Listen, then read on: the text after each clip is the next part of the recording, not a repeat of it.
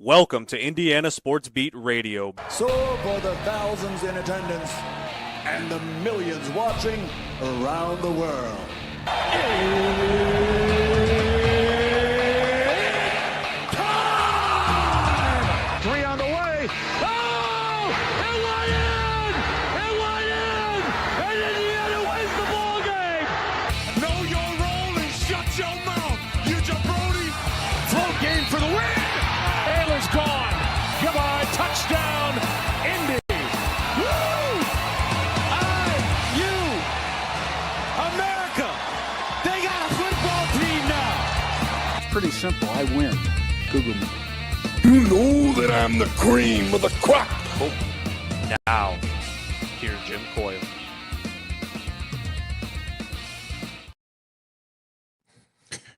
Good day here from Indiana SportsBeat Radio with Jim Coyle. Well, Jim is going to be along just a second as he is still in Eugene, flying back later today. So he will be doing the show from there on this fine Monday. What a weekend it was for Indiana football. The Hoosiers went on the road in one of the toughest environments in all of college football and walked out of a big-time win, 30-20, over the Oregon Ducks. This just wasn't another win in that regard. It was pretty much a statement win for all those outside of the Indiana sphere that belittled, berated, talked down to the Indiana football team and program about scheduling and haven't beaten anybody. And we had talked about this all week about Indiana needing that one win that would break the glass ceiling. And they did that on Saturday afternoon out in Eugene, Oregon. With that win, the Hoosiers rise to number 3 in the top 25 AP poll, as well as the top 10 in the coaches poll. I know that Indiana did receive one first-place vote in the AP poll. Mighty fine how things have come when you've got the Indiana Hoosiers getting a first-place vote in the AP poll yesterday. Also in college football, yesterday, the crazy season began after Penn State's lackluster performance against Northwestern, where they were once again a 20-point favorite against the Wildcats, and they were a previous 20-point favorite against the UCLA Bruins. Penn State pulled the trigger and fired James Franklin after 12 years as the head football coach there at Penn State. I was a little shocked for some reasons in that, but it was probably in the right mindset to do with the fans chanting after the loss to Northwestern, fire Jim Franklin. And that's never a good thing, especially when there's 110,000 doing it there in Nittany Lion Stadium. But Terry Smith, a longtime assistant of James Franklin, will be taking over for now. Franklin's buyout is upwards of $50 million.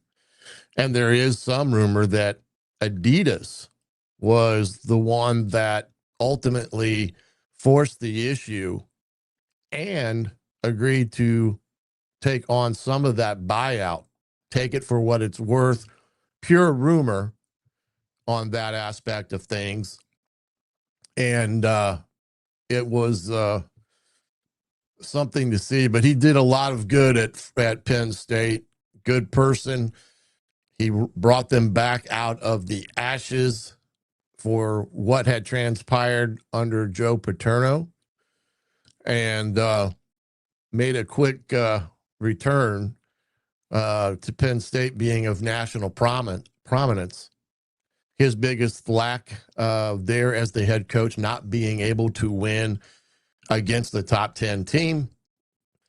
And when you have Kurt Signetti doing it twice in about a 3-week span, that doesn't bode well.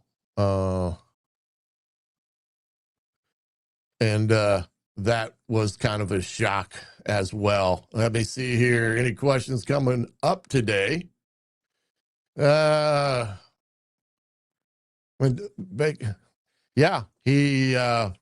they did implement it. I think that was one thing that was focused as a strong emphasis during the bye week.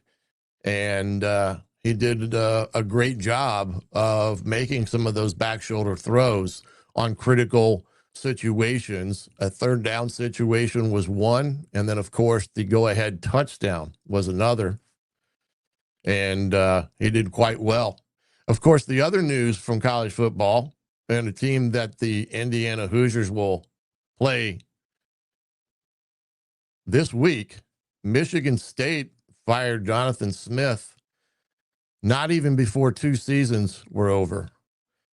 So it's kind of crazy to think about that as well.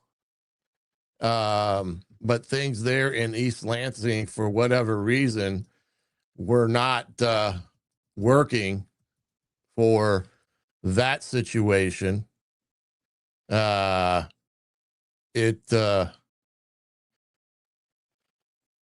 some respects, it was a kind of an unexpected move. So, and again, I'm trying to get confirmation on that. I got a lot of that on my text messaging thing last night, and so I'm going to double check that. As things in this world of college football swirl, I'd be shocked if they did that as well.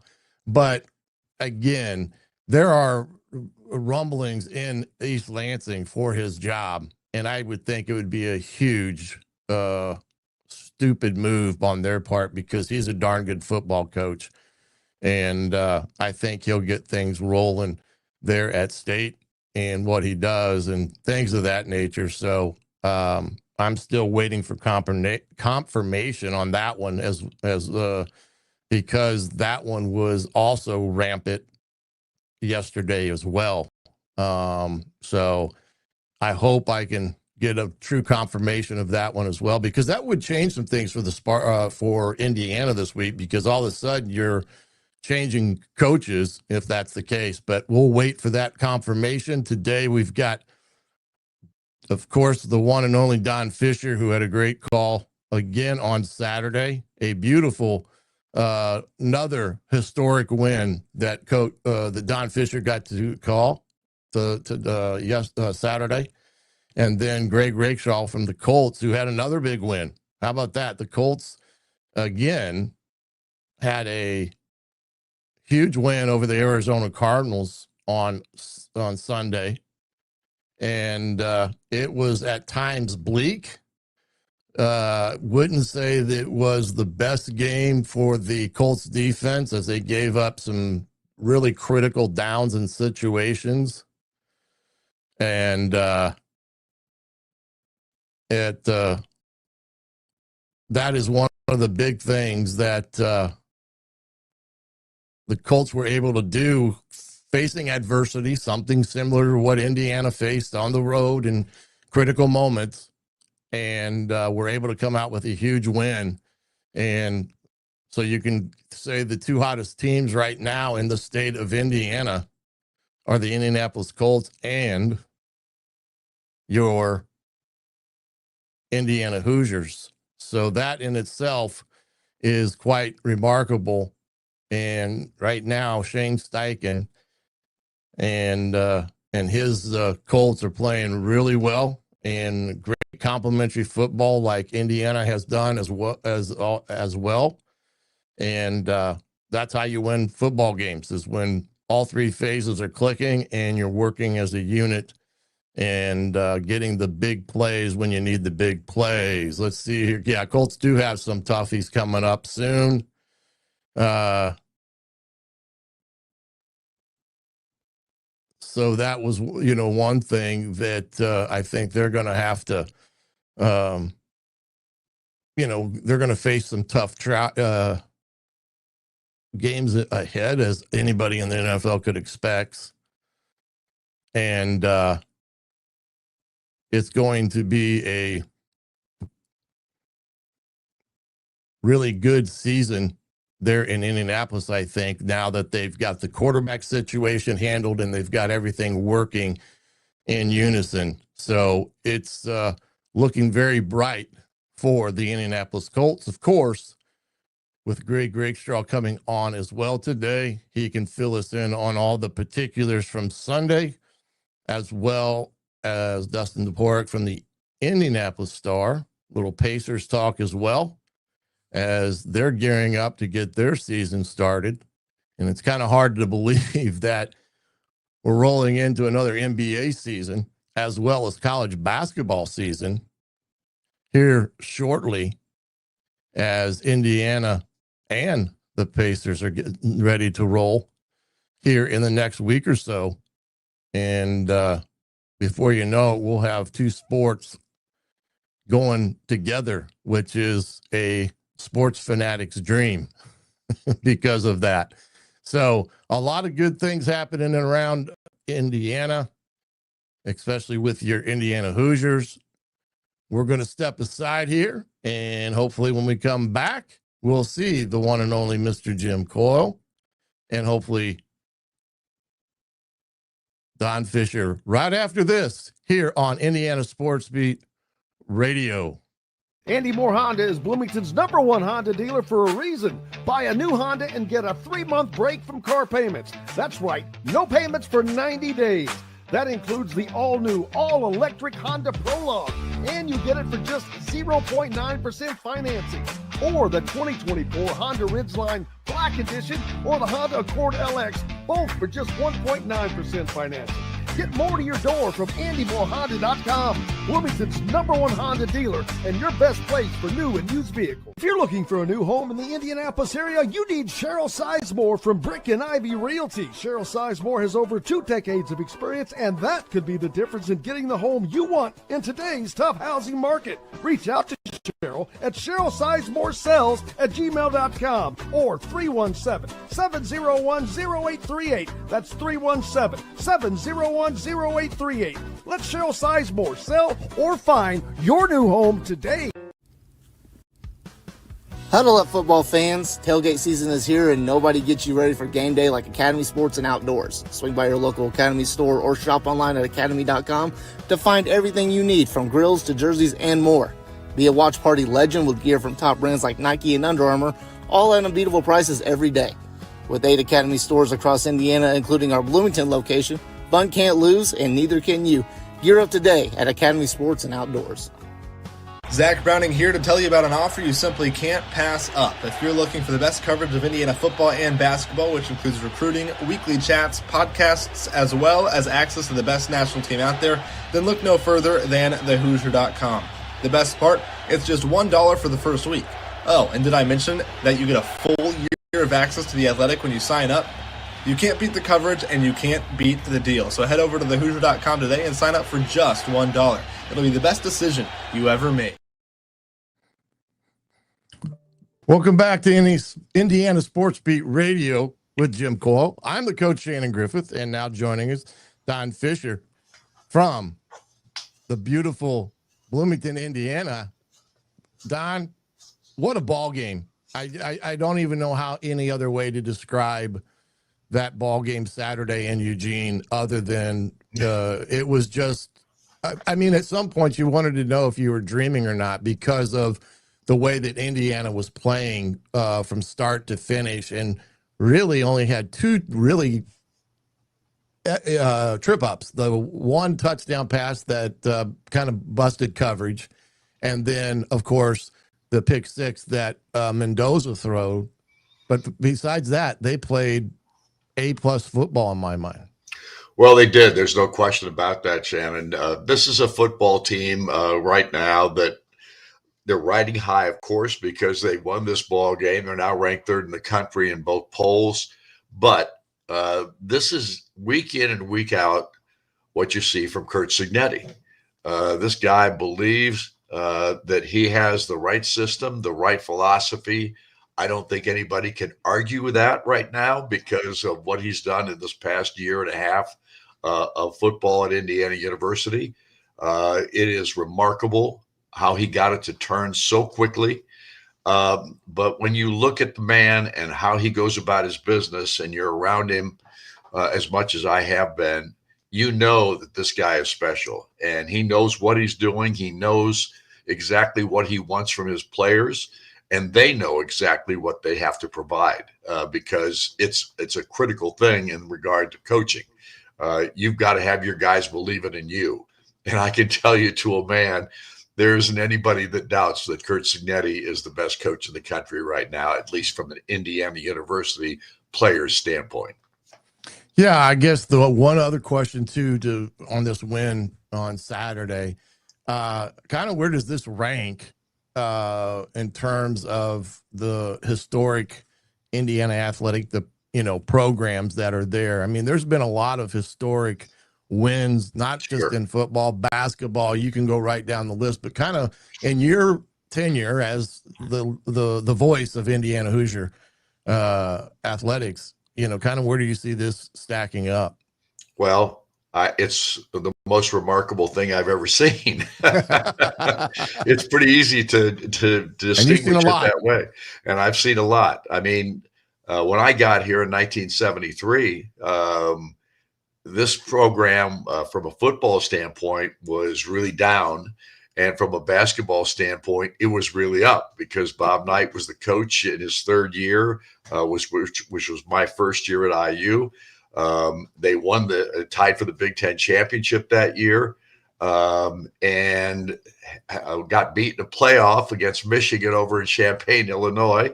People don't remember all that, but they had to play it off. And when they did, Indiana got beat. And the next thing you knew, Indiana was in the CCA tournament. Yeah. Which Bob Knight did not want to play in because he thought it was going to ruin the NIT. And he verbalized that pretty remarkably. And but then what he had to, because he had to represent the conference in the CCA tournament.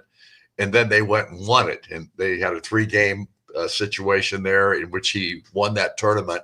But he was not pleased about it and got kicked out of the championship game in the first half. People don't remember those kinds of things, but I do. I was a part of it. I got a chance to see it. It was my first opportunity to work with Coach Knight. So at any rate, so I've seen a lot of really incredible things at Indiana while I've been here. But this thing that we've seen with Indiana football is the most remarkable simply because it was so unexpected. When Curt Signetti was hired, nobody knew who this guy was.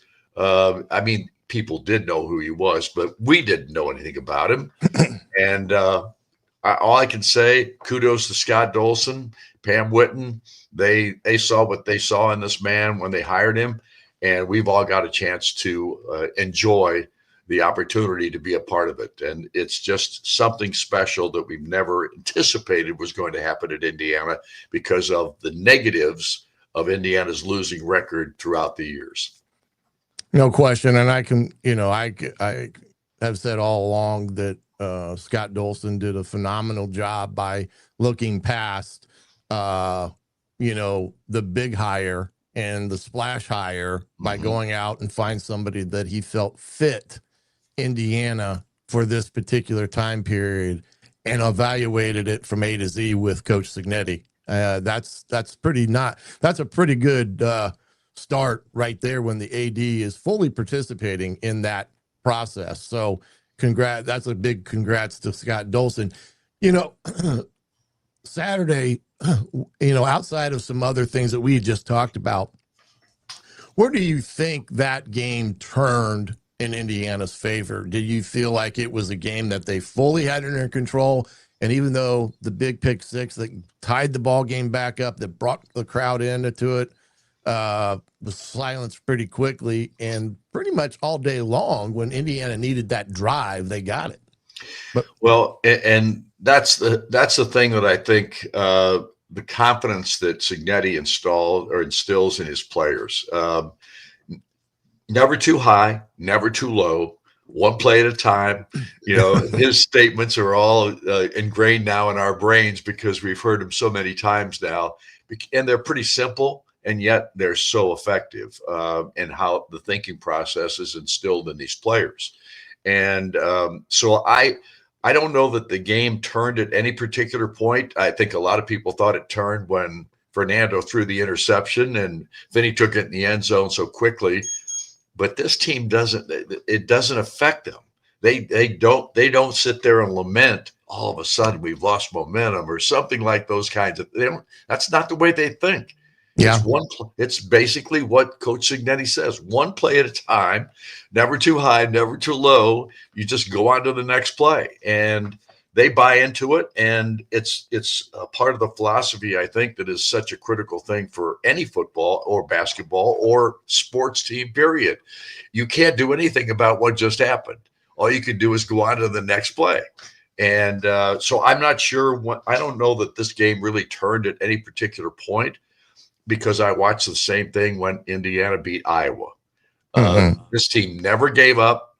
They never got down on themselves. They just went out there and played. And it was the next play and execute the next play, and then you go on to the next one. So to be honest with you, I was I concerned going into the game with Oregon? Yeah. Sure.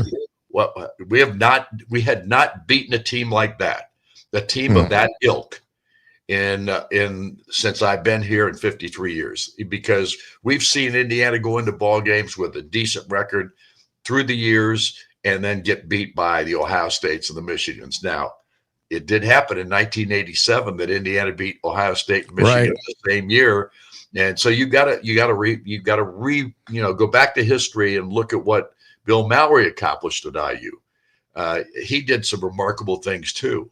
It's just a different era. And at this point, we're seeing something we've never seen before, because to turn it in 1 year's time into something that special, to go to the college football playoff in the first year of a coach's history at Indiana, unheard of at IU. So we're seeing history rewritten here at Indiana University, and it's really fun to be a part of. Absolutely. And Don, I'm a rookie at this, so you let me know when you need to kick it out and go, okay, partner? Because I'm about a minute away, okay. So we got about 60 seconds. Okay, all right. Well, I was close. Last question then for you. We talked about this statement win by Indiana needing to get one, kind of breaking that glass ceiling wide open.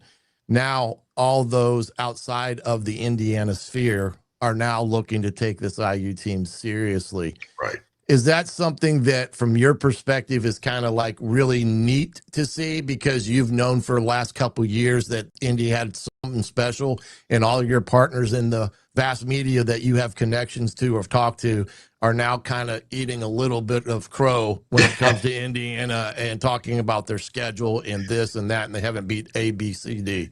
Right. Well, I think it's always fun to watch the pundits have to backtrack on things that they've said in the past. It's really fun to be a part of that too, because look, Indiana's been pretty much a punching bag for just about everybody in the country from a college football perspective for many years, especially in the post Bill Mallory era years. Indiana's gotten no respect. And when they've had a chance to pull off a big upset of some kind, it's never happened. So all of a sudden we're seeing something we haven't seen for a long, long time. And it's, like I said before, it's so much fun to be a part of. And every Indiana fan out there can enjoy this, because it's never happened before like this. Yes, that is true. And Don, I appreciate you coming on today here on the Monday edition of Indiana SportsBeat Radio. I appreciate it. And you keep Buck, sir, in line now. Don't let him get too high or too low. Well, first of all, you got to know about that, Shannon, is there is no keeping Buck Sewer in line. Just so you know. Well, thanks for having me. All right, sir. I appreciate your time, and best of luck the rest of the way. Keep it going down there, and I hope to catch up with you sometime later. Thank you, sir. Appreciate it. All righty. Don Fischer, the voice of your Indiana Hoosiers, and again, just a remarkable day there in Eugene. And, there's a man there. I have immense amount of respect. So that was pretty cool for me. Only being that's the only second time I've had a chance to talk to Fish in a interview type of scenario, but truly amazing what his career there at Indiana has been, 50 some odd plus years. But, having him talk about this game in its historic perspective and that is pretty remarkable when you think about all that. There is one thing I do need to clean up, and I want to apologize for maybe jumping the gun a little bit, because I would never want to disparage or, do something that would that is not a true statement in that respect. And I was trying to get some confirmation of that. Michigan State has not parted ways with Jonathan Smith, so I do apologize for that misstep on my part, being a former college football coach. So I would never want to do anything that brought, a negative over the picture there for Coach Smith, because I do have a tremendous amount of respect for him and what he's done in college football. So I apologize for that aspect of things, and we just move on. But there were significant changes yesterday in college football. We talked about Penn State, UAB, and many others when it comes to that. We're going to step aside here real quick, take another break. When we come back, we're going to talk to Mr. Greg Rakestraw about the Indianapolis Colts, the other hot team in the state of Indiana. Right after this, here on Indiana SportsBeat Radio. Know a team or group needing a fundraiser? Boost Fundraising raises more money faster and offers the most unique and user-friendly online fundraiser in the nation. Your team receives personalized fundraising pages for each team member. Free team-branded promo gifts shipped to each donor. Boost Fundraising does it all. Sports teams, marching bands, charity causes, and community groups. Go to boostfundraising.com and be sure to enter the promo code COYLE, that's COYLE, to receive a discounted fundraiser. Whether it's a night out with the family, after work with colleagues, or catching the game with friends, Bubba's 33 is the place for you. Bubba's 33 offers a mouthwatering menu of selections that are all made from scratch every day. The portions are big, but the prices are small. And with over 50 big screen TVs, you'll never miss the big game. Bubba's 33, pizza, burgers, beer. Zach Browning here to tell you about an offer you simply can't pass up. If you're looking for the best coverage of Indiana football and basketball, which includes recruiting, weekly chats, podcasts, as well as access to the best national team out there, then look no further than thehoosier.com. The best part, it's just $1 for the first week. Oh, and did I mention that you get a full year of access to The Athletic when you sign up? You can't beat the coverage, and you can't beat the deal. So head over to thehoosier.com today and sign up for just $1. It'll be the best decision you ever made. Huddle up, football fans. Tailgate season is here, and nobody gets you ready for game day like Academy Sports and Outdoors. Swing by your local Academy store or shop online at academy.com to find everything you need, from grills to jerseys and more. Be a watch party legend with gear from top brands like Nike and Under Armour, all at unbeatable prices every day. With 8 Academy stores across Indiana, including our Bloomington location, fun can't lose, and neither can you. Gear up today at Academy Sports and Outdoors. Welcome back to Indiana SportsBeat Radio with Jim Coyle here on Monday. I'm the coach, Shannon Griffith, and we appreciate you tuning in today for a monumental win by the Indiana Hoosiers. But speaking of football, we're going to bring in Mr. Greg Rakestraw, because he has also a lot of knowledge that we must grab. And Greg, I appreciate you jumping on today. Jim is still in Eugene, and I think he may be having some issues in the technological area. So you get me today, my friend. Well, that's like the third big win in a row for the citizens of Indiana. First, it was the Hoosiers on Saturday, the Colts on Sunday, and then Griff on Monday. I like this. A hat trick, as you would say in hockey. And we are rolling into all the different seasons already on a collision course to be rolling at the same time. Major League Baseball divisional series are up and at 'em. So talk about this Indianapolis Colts team, because yesterday when I was watching it, I saw the defense give up 3rd and long, more than I could shake a stick at. And that is something we just haven't seen this Colts team do against Mr. Jacoby Brissett, a former Indianapolis Colts. Griff, if from lean on your coaching experience here, if you had a 46-man roster that you could dress, which is what you can do for a National Football League game, how many cornerbacks would you prefer to have of that 46, Shannon? Well, I would like to have probably at least 3, if not 4, so you have 2 deep heading into Sunday. But the Colts, as we know, seems to be the position that, of course, they are a little shallow in. Well, the answer to that question would be normally 6 is what you would carry. Really? Because generally, everybody starts 3 wide at this point, and then usually you've got at least 1 or 2 backups, then maybe another guy on special teams. Yesterday, the Indianapolis Colts dressed 4 cornerbacks for that game because one of them got hurt when he ran into his teammate in pregame warmups. So Charvarius Ward, who was obviously the Colts' best cornerback, gets hurt and suffers his second concussion of the season, running into Drew Ogletree in pregame warmups. This was or just slightly after Anthony Richardson, who, let's face it, was not going to play a factor in yesterday's game, after Anthony Richardson got hurt in pregame warmups as well. The Indianapolis Colts had 0 players injured in yesterday's game. They had 2 players injured in warmups for yesterday's game. And so with that, what was the Colts' defensive game plan of having Mooney Ward just shadow Marvin Harrison Jr. completely gets blown up. Now, again, Griff, this is where I'll lean on your coaching expertise. If you decide to make a change in your game plan as a coach before a game, whether it's a Friday night game as a high school coach, a Saturday game as a college coach, a Sunday game as an NFL coach, how many hours, days of notice would you normally have before you had to make a change in your game plan? What would you like to see in a scenario like that? Well, I'd like a week because that's the way I roll. I want all the time I can get. And, when you said DB's dressing, I was just thinking the cornerback. I completely forgot about the safeties, but a week would be nice. If not, at least 36 hours. Right. So Lou Anarumo had 70 minutes to change his defensive game plan for the game yesterday because, again, they were going to go with cat coverage. Mooney Ward was covering Marvin Harrison Jr., knowing that opposite him, you have Mekhi Blackman, your third string slot cornerback in terms of Kenny Moore, and another guy who basically was signed to the active roster this week. That's what they had. And then Ward gets hurt. Now, in fairness, the Cardinals are playing a backup quarterback, albeit a veteran one in Jacoby Brissett. The Cardinals are down their top 2 running backs. And then Marvin Harrison Jr. gets hurt in the second quarter.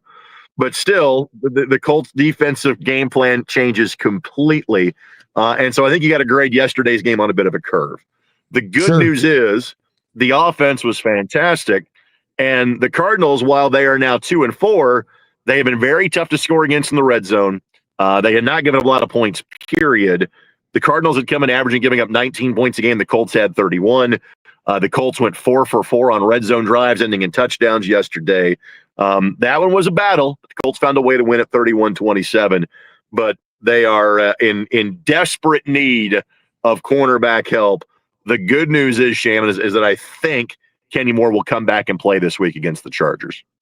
Well, the first thing, if I'm Shane Steichen, I'm doing today is finding out what in the world are we doing in pregame to lose 2 guys before the kick. That would be number one. Again, the Anthony Richardson thing just seems to be his natural bad luck. And so literally he is warming up with like a stretching band. And there is a metal apparatus as part of that band. The band snaps, the piece of metal hits him in the eye. Oh, geez. I mean, that's just right. That's just blind, stupid luck, and not good luck at all. Again, was Anthony going to factor in yesterday's game? No. But now what has to be talked about is that the Colts have been as busy as any team in terms of hitting the waiver wire for defensive help. But now they may be forced, and we have talked about, potentially the Colts being a candidate to make a trade to bolster their roster. And I think they would absolutely do that. 3 weeks away from the from the trade deadline. But Shannon, now the problem is, I think you'd bring another quarterback, and this is where, just because you like Riley Leonard long term, I'm not sure on a potential, division championship level team, of which we're talking about, a potential 1 seed level team in the AFC, which we are now talking about with this football team. I'm not sure Riley Leonard's your backup quarterback. So because Anthony suffered an orbital bone fracture. In other words, I think he's going to the IR, exactly, and I think he's done for the year. And so now the conversation has become, all right, who do you bring as the veteran backup that you hope never has to play the rest of the season, but it's a move you've got to make in terms of having an insurance policy. So now you've got that player move to think about. And in terms of the Mooney Ward thing, again, that was bad luck too. And of all players he's going to run into, if you have not seen Drew Ogletree, that man is a sequoia. He's about 6'5" and 275. He's frankly my diet away from being a right tackle. And so as you just literally, they're within like 20 yards of each other. Mooney kind of makes a turn. Drew doesn't see him coming. Ward bounces off of Ogletree. Drew just stands there because, again, like I said, he's a tree.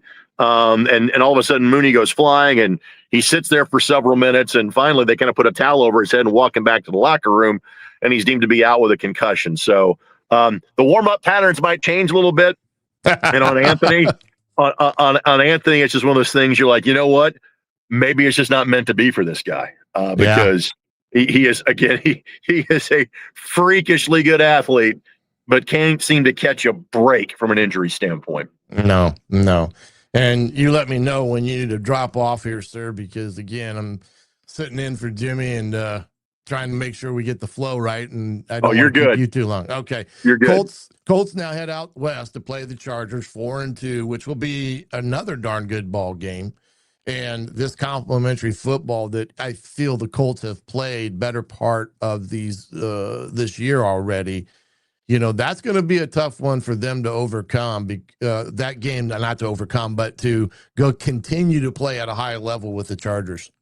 Correct. And so I can give you good news, bad news in terms of how the Colts match up with the Chargers. First of all, I'm fully convinced that the Colts, as they are currently built offensively, given the fact that they got through that game healthy and all of their weapons, top 3 receivers, Tyler Warren, Jonathan Taylor, Daniel Jones, offensive line, the Colts are going to put some points up on the Chargers. Because I think right now the Colts are putting points up on everybody as long as they stay healthy. So that's the good news. On defense, it's a mixed bag. All right. You've heard me bemoan the myriad of cornerback injuries that they have gone through this year. The other thing that I didn't kind of get to, and if you want to criticize the Colts defense performance yesterday, that's fine. Again, grade the defensive backs on the curve. They had to get home more against Jacoby Brissett. Not the most mobile quarterback. The Colts sacked him twice. The Colts pass rush, I thought, was pretty anemic yesterday. The good news on that front is that the Chargers are down both of their starting tackles. And so in theory, the pass rush has been kind of literally hit or miss. There's been days when it's looked great, and there's been days when it looked non-existent. And yesterday was the latter. I do think they will have a more effective pass rush just because the Chargers are fighting uphill. You are correct. The Chargers are a good football team. This will be another test for the Indianapolis Colts. And this is one, if you lose, not the end of the world, but that we are now to the point where we're talking about tiebreakers, for things like home playoff games, because the Colts are owners of one of the best records in the National Football League. It is them, the Bucs, and it's the Bills if they win tonight. That's it. That's the only teams that are 5-1 through 6 weeks. So to some degree, this Chargers game is a house money game, but again, it further helps their path in January and February if they can win this game. And Shannon, you talked about everything kind of rolling together from a scheduling standpoint. October is like that. I made this yesterday when I brought up the Hoosiers and the Colts. Folks, we might want to start clearing our calendars for meaningful football games in January and February, because it is trending in that direction, both for the Colts and the Hoosiers at this point. Yeah, and going on the road in the NFL, playing in the opposing team's stadium, whether it's in the Midwest, East Coast, or the West Coast, is always a tough task, no matter who you play or what their record may or may not be. It's just that way when you have a lot of parity in the league, and not to mention now the Colts facing adversity, as you have so eloquently pointed out, with injuries. And that's another thing that everybody's at this point of the year. Everybody's bumped, battered, and bruised. And unfortunately for the Colts, their injuries are coming at the wrong time, at the wrong segment. Right. And again, every team deals with this. All right. And so this is, we make these predictions before the season starts in a vacuum, just assuming everybody's going to stay healthy. The team as it looks now, here's where things going to happen. And so often is the crapshoot. Like, for example, nobody thought when the Colts and Ravens got together that one team would be 5-1, the other team would be 1-5, and when they open the preseason against each other, and it's reversed. If you had said, "Hey, there's a 5-1 team, there's a 1-5 team," most of us that cover the Colts would go, "Oh no, the quarterback position didn't work out." No, it's worked out great. It's the Colts that are 5-1, and not the Ravens being 1-5. So everybody goes through this. It's just for the Colts. Seemingly every injury has been at one position. It's been at the cornerback position. I'm not sure we have time in this segment for me to list all of the different players that the Colts have gone through at the cornerback position this year. They may have to start putting like "Hello, my name is" on the helmet for the coaching staff because they have gone through so many dudes. But it's just that seems to be the bugaboo for the Colts this year. Yet, if we can have this conversation and the Colts be 5-1, life's pretty good in the exchange. Well, that's just like I was talking with Don Fischer prior to you jumping on. It's kind of remarkable where Indiana, and in that respect, now the Colts are at their point in times in the season, and both teams facing adversity, losing some key players at games. You talked about having to change your game plan. Bryant Haynes at Iowa literally had to change it on the flop, because of not having D'Angelo Ponds. But again, that's part of it. That's why they get the big bucks. They got to be able to adapt, dust, and improvise. And hey, Colts have done it very well. That will continue to do it. And Daniel Jones, again, who was the biggest signing of the Colts have had in quite a while, because the way he's playing on Sunday afternoon as well. You cut out in the middle. You referenced what free agent was it? Daniel Jones. You're referencing their coach. Yeah. Daniel Jones signing was, again, now looks like the best thing that the Colts did in the offseason, and he continues to play well. Well, seemingly the paradigm as to how you go out and get a quarterback is starting to change in the National Football League, because now apparently Restoration Hardware is the way to go to find your quarterback. Because Sam Darnold has been fantastic with the Seattle Seahawks. Daniel Jones clearly has been otherworldly playing for the Indianapolis Colts. He finally made a mistake yesterday in terms of trying to hit Mo Alley Cox in the flat. And then he proceeded to rush for a touchdown and throw for a couple of more touchdowns, after that. So, no, Daniel has been fantastic. And again, you and I can have a different level of conversation given your years in coaching. Go back and look at the catch that Alec Pierce made kind of over his back shoulder, 26-yard grab late in the game. That was basically a look at me call. That was Daniel and Alec having a conversation during the week, basically saying, if they give you this look, I don't care what route is called, you go run this. And that's exactly what happened. And so Daniel is so locked into film study and is doing things at such a higher level. It is remarkable to see, because I don't think anybody saw this coming. I think most thought that Daniel Jones could be an upgrade over Anthony Richardson at quarterback. Nobody thought it would be to this level, Shannon. No, absolutely. And kudos to the front office who had that mindset to go out and find somebody that they thought could be a big-time signing in the offseason to provide competition. And lo and behold, they found themselves a pretty darn good quarterback. So that one, you got to give the front office staff their due on that one. Well, Mr. Rakestraw, I appreciate you joining us here today on the Monday edition of Indiana Sports Beat Radio. We got high school football coming towards the end of the season. The sectional draw was yesterday. Didn't even get a chance to ask you a couple things there, but maybe next time I can push a couple of the high school playoff games that are in picture now that we've had the draw. But have a great week. We'll catch you again at another point in time. Sounds good, buddy. Take care. All right, Greg Rakestraw, voice of the Indianapolis Colts post-game show. Appreciate him for joining us today.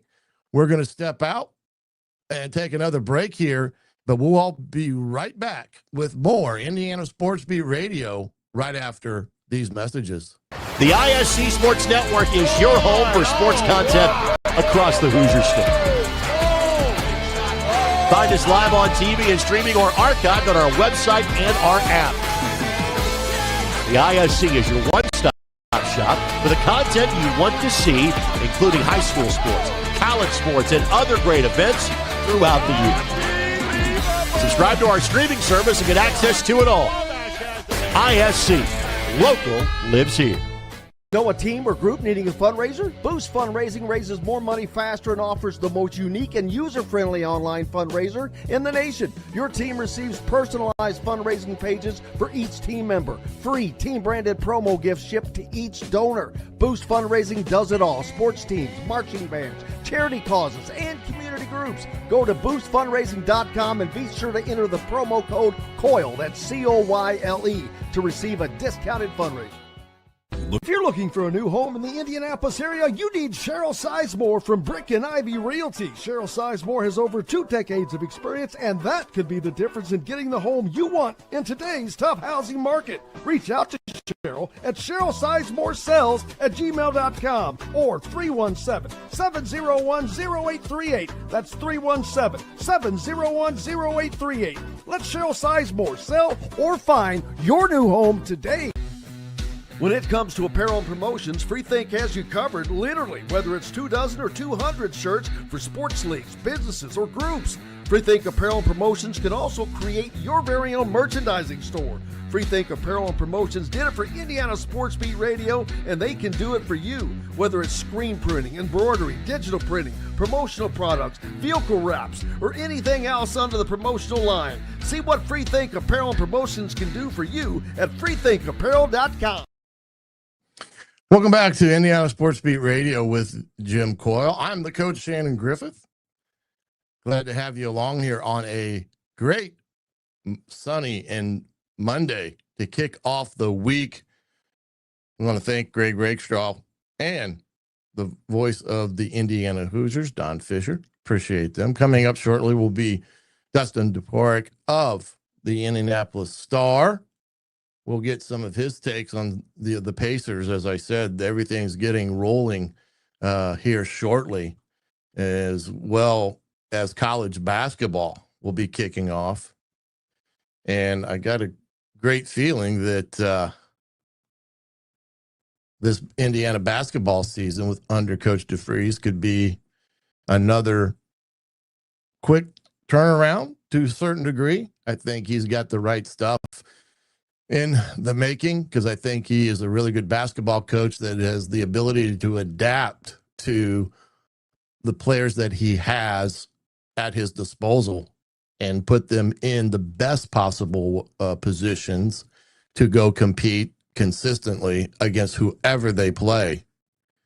That one is going to be a something to watch as we head through the basketball season as well.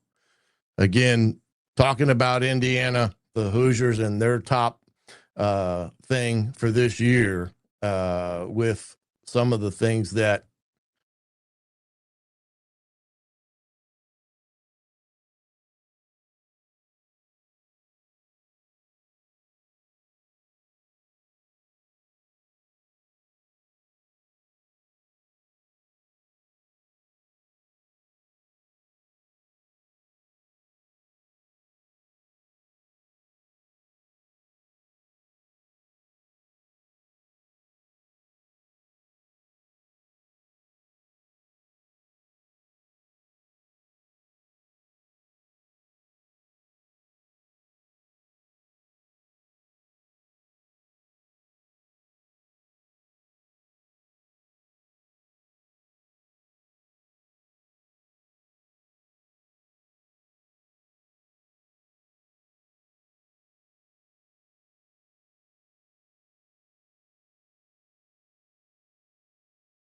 there I am, undersized for this game against Oregon. And I do hope that everyone can now hear me. Give me a thumbs up. Yay, hey. If not, but I can remove this scene just for the sake of argument purposes. But Indiana on the day, offensively had a pretty darn good ball game, over 300 yards in total, and offense, and as well as Mendoza had a good day again. But Elijah Surratt had a great one, and I wanted to show again Indiana's biggest two plays of the day. First, Surratt's touchdown, and then Isaiah Jones' pick that ultimately sealed the win for Indiana. Down and goal. Fernando takes the snap. They pressure him. The throw to the end zone. Touchdown! Wow, what a play. And it was actually Surratt who made the catch. But I'm telling you what now, that was some throw by Fernando Mendoza. And I think they're going to blitz 4. Here's the snap back to Moore. He throws it. It's an interception. Intercepted by Indiana. The Hoosiers come up with it, and Isaiah Jones comes up with a pick, and Indiana gets the football back again. 2 minutes and 1 second remaining in this contest, and Indiana gets the ball back. Well, there you go. Indiana did get the ball back in that final seconds as the great Don Fischer, with his call of the game on Saturday there in Eugene, giving the Hoosiers that 30-20 win. And again, statistically speaking, Indiana did quite well against a high-powered offense as well as a defense that, quite frankly, was playing well as well as any defense in the Big Ten and in the country. And Indiana offense, boy, did they get some key drives at the right time. And the one thing that impressed the most was their ability to answer any type of score that Oregon mustered on Saturday. Oregon only managed 6 total points in the red zone. 6. That's it. Crazy. And they had done quite well on the season. So when you do that stuff, is really good. And I saw earlier that somebody had said the field goal before halftime was huge. And that was correct, because if you remember, Oregon had just missed their field goal.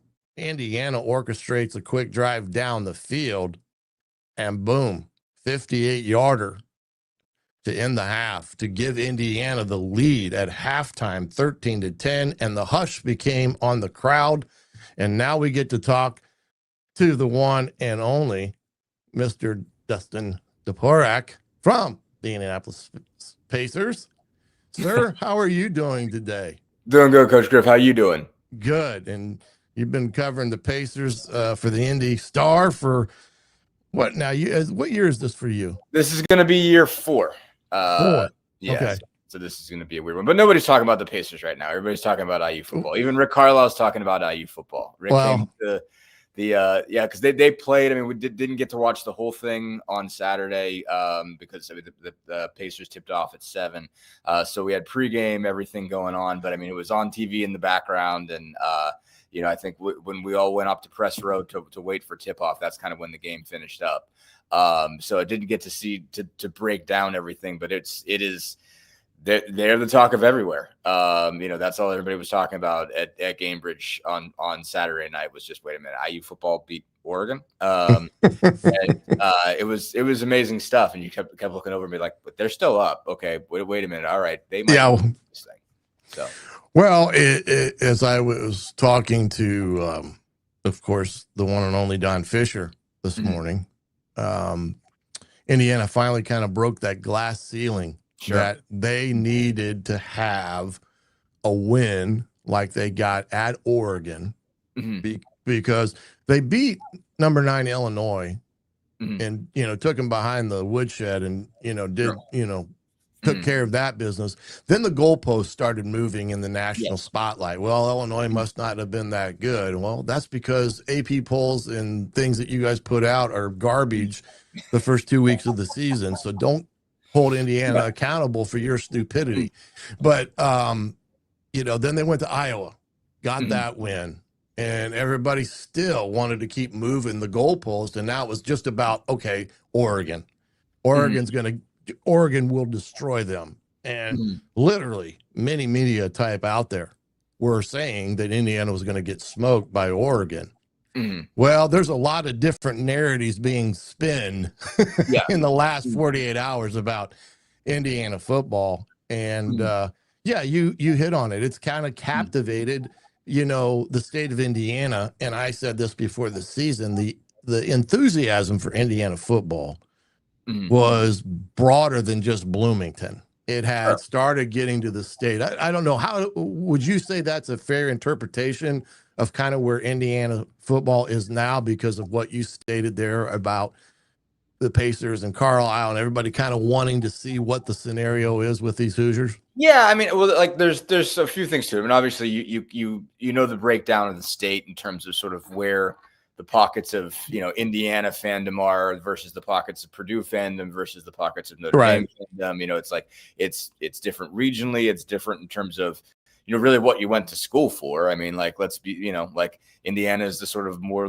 liberal arts sort of school, the engineering school, and depending on what direction you went is who you went to school and who you cheer for. And so Indy is obviously split. But I mean, I think there's this sense of like, wow, I mean, like there's still a state sense, even if you weren't an IU grad, even if you're not an IU fan, if you don't even like IU, you're like, wait a minute, like Indiana football is a top 10 team. Like, wow, how is this happening? I mean, it's a pretty amazing story. And especially when you broaden out from there. And it also tells you like, okay, like something must have changed in just the core of how college football operates. And that's true. I mean, like that this is a sign of here's how college football is different. This is possible in a way that it wasn't possible 10 years ago, 20 years ago. I mean, like the formula Curt Signetti is doing this with, Tom Allen couldn't have done with it, much less Kevin Wilson, much less Bill Lynch or Terry Hebner or Bill Mallory. Like this, it was not available. You couldn't take your whole team from James Madison and say, hey guys, I believe you're this good. Let's go to the Big Ten and see what we can do. Like if you were coming from, an FCS school, if you were coming from the Sun Belt or the MAC or whatever, you couldn't just bring all your guys and expect them to make an impact. And now you can't. And so there are all kinds of narratives about what this is. I mean, I do think there are, to go back to what you said about moving the goalpost. I mean, I think there is an honest, and some people are just hating, don't get me wrong. And that's what they do. And that's kind of, there's a track in the profession that you could just hate on people. But like if you're looking at this even honestly and saying, okay, well, what like when they beat Illinois, you're like, all right, like they're probably a playoff team. They might be in the same spot they were in last year, where they'll be somewhere in that 8 to 12 range seed wise. Like, okay, but it's like, well, if they beat Oregon, it changes. And it's like, okay, like I don't think my thought was like, I don't think they'll beat Oregon, but if they do beat Oregon, then this is a much, much different ballgame, and different than beating Illinois. And Illinois is not as bad as you think. Illinois beat USC, don't forget. Yeah, and then they just drummed Michigan. It rides the roller coaster. I mean, like the AP poll is what it is. Like I'll defend it more than most because I like the explanation somebody had about it being a living historical document that like you view this as. The AP poll goes back to 1936, and like you can track a lot of things if you continue this. If you punt that experiment, then all of a sudden there's data that's not there anymore. And I get that. And it's like, since it doesn't have anything to do with the playoffs, it's fine. But Illinois is not bad. I mean, they were beating a good team, but it's like, okay, like it is a different story of are you a playoff team or are you a team that people think are going to win it? And like now you have to look at it and say Indiana might win it. Like that is the change there. And all of a sudden, like you kind of take Penn State off the board as, like they should win that game. Even though it's in, though it's in State College, you're talking a new coach, new quarterback.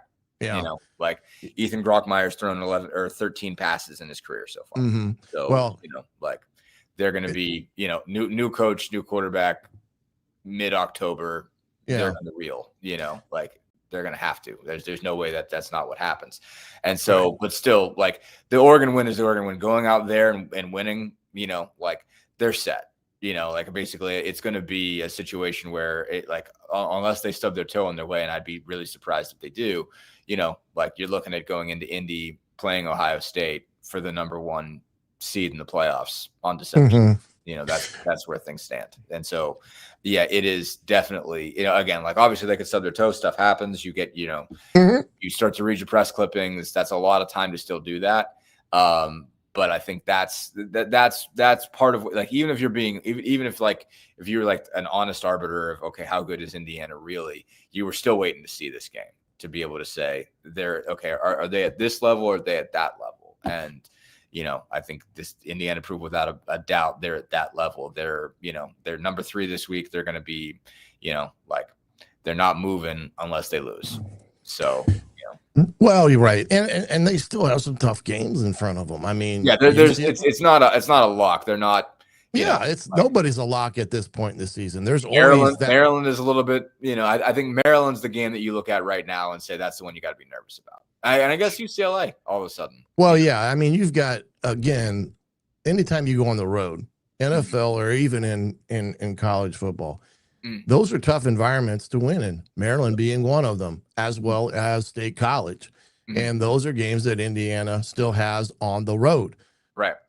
Add to the equation now a UCLA team that's found themselves in 2 straight weeks. Yeah. Them going to Michigan State and winning was a big statement for them. So again, that's what that's the way it is in college football, and that's why Signetti has done a great job in with this Hoosier team, because he's all about the now. Yeah. He's not about the past, the future. He's about the now, and he'll have his biggest challenge right now with this Indiana football team for 2 particular reasons. The noise on the outside as it pertains to Signetti's name coming up for the jobs like Penn State and others. Right. That's number 1. And then number 2, you said it earlier, what Nick Saban refers to as rat poison. Yeah. Because you're reading your clippings and you made the statement win, and therefore you think you've arrived. And this is where Signetti's probably his best of getting a team like Indiana going. I do have a question about the AP poll, because you kind of brought it up to me, and the historical facts that are ingrained in the AP poll. I know that everybody's so, I don't know, hyped about a preseason poll, and whether it's college football, college basketball, doesn't matter. I've always felt there should be no poll, especially now in the playoff era of college sports and football, until after week 4 or 5, when you have a good set of data that you can educate yourself on the teams, because let's face it, not everybody's watching every team. Right. But have an educated basis for how you rank teams, because that first 3 weeks of the season, throw darts, and you had people, especially in the South, that were subjectively putting Indiana either way below in the top 25 or not even in the top 25. I mean, there were actually sports writers that did not and would not put Indiana in the top 25. So I don't know. What's your take on that aspect of things to get legitimacy back in the polls? I think so. Couple things to it. There are a couple different pieces to it. I mean, it starts with the idea, like before I say anything else, it's like I don't think it still has, like I know that there's some back of mind, possibility of the guys that meet people, not certainly not all guys, but the committee that determines playoff rankings. I mean, I do think by the time they actually do their work, number 1, you've taken a lot of that bias out of it. By the time you get to what's November 1st, I think, before they even put out a poll. So most of that stuff has shaken out, the AP stuff, basically. And I think they have a sense of, okay, this team was really there or it really wasn't. So I think that minimizes the impact in terms of who actually gets in to play in the championships, to play in the playoff. And being that it doesn't have that, being that it doesn't have that negative to it, then it becomes just about narrative, and it's just about how are people talking. And if it's just about how are people talking, then it doesn't bother me because I don't think it has a real effect. And think about, like, as far as the preseason pool is concerned, all the pool is concerned, college football is the talking sport. Like, let's remember, like, you play 12 regular season games, and you end up like you might end up with 16 or 17 maybe if you play every single possible game. Yeah, something like that. So out of 365 days a year, you play 17. Like, this really was driven home for me when I covered Tennessee football and just Tennessee football. I mean, I covered baseball, but it wasn't, it's like we've got to find something to say about Tennessee football in February, like you have to do something. And we had to run around chase everything. And there were enough, I had to cover enough scandals there that I ended up having enough to do. But absolutely, when in the brief periods where we weren't in the middle of going to court, or looking at a subpoena or not a subpoena, looking at a lawsuit or something like that, right? Position, when I wasn't doing that, it was like, well, what do these rankings say, or what are that, if you're a college football town, like you need something, and it's like by the time you get to August, you're desperate for that poll, just to have something to talk about and have something kind of guiding the basis. And again, because it's just so talk driven, because again, there's just so, at the end of the day, little time when there's actually sports being played, your sports being played 12 days a year. So you have every week as a whole talking circuit, but that space between January and September, you're covering recruiting and everything like that. But as far as the team itself, expectations are part of it. And you want to say, okay, what are expectations really? And they're just such a big part of the game. So it's I don't have a problem with it, in part because that's college football is about talk, college football is chaos. There's not a there's not a method of making this thing fair. You're talking about 144 teams. They play 12 games a year. It's not really going to be fair. It's always going to be about perception. And the way the AP poll was structured in the first place is they did it with the idea that there would be bias, and they would correct the bias by getting everybody in from all over the country. And they still, and for the most part, you could say that that's true, right? Yeah. Even nowadays. Right. I mean, the goal is it's regionalized on purpose. You're not, when I had a poll, I didn't get a call from, like Ralph Russo would check in, because Ralph was running the thing then.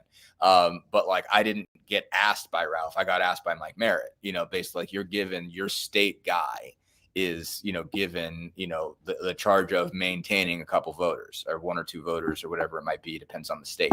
But it's his job to keep that in mind and know who he wants to get at any given point in time. If somebody, I had to quit in the middle of the year because, I got moved over to Pacers in November. So I said, hey, I'm leaving, and Mike had to go call somebody. And I think he got Zach to finish it out. So it is regionalized on purpose. This goes back from years and years before you could get every game on TV, before you could get more than 5 games on TV. That was kind of the expectation was, all right, this bias will be metered out by the fact that we're going to spread this. Even if you have people going against, the Heisman's the same way. You have this regionalization that you do, so you build up enough voters to kind of, work that out. So it still has its value of a historic document. I think it also being able to say, okay, this is where this is the biggest drop off from preseason voting to the end. And so you have all of this, and that's part of the narrative of college football is this is what we thought, and this is what it ended up being. And, part of college football is about how wrong we are. That's part of the story of how wrong we are at the beginning. And how every once in a while you're right. Every once in a while you see a team and everybody knows in July that they're going to be that good. Well, sure. And you've seen that over the years.